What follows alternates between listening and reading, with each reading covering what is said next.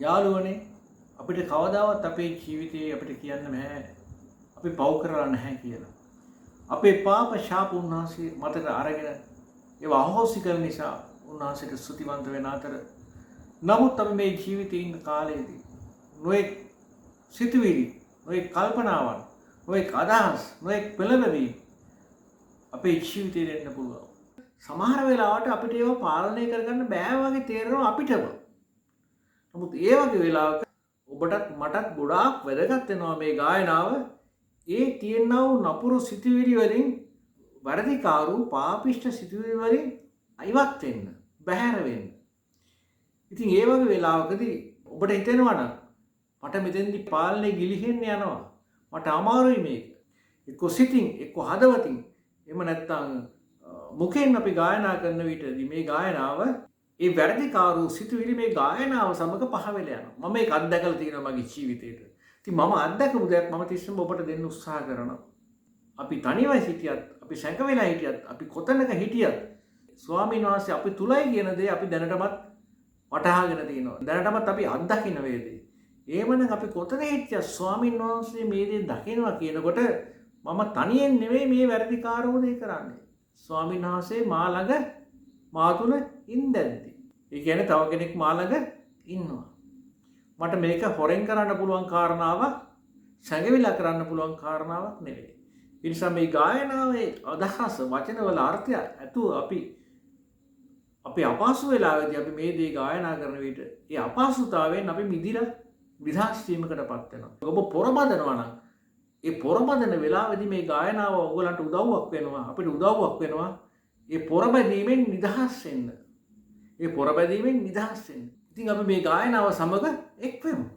එක් වෙලා අපි පොරබැදීමෙන් අපි ඉවත් වෙලා සමාදාන වූ නිදහස් වූ හිතකට අපි එමු.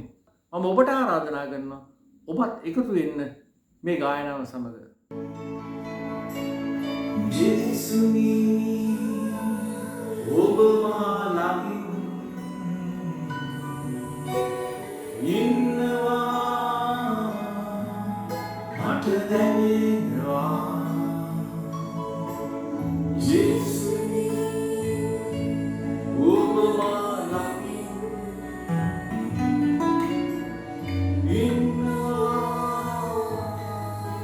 මට දැනෙනවා ඔබගෙන් කොයෝ ඇතට යන්නේ ඔබගෙන් කොයෝ මා සැඟවෙන්නේ ඔබගෙන් කොයෝ ඇතට යන්නේ ඔබගෙන් කොයෝ මා සැඟවෙන්නේ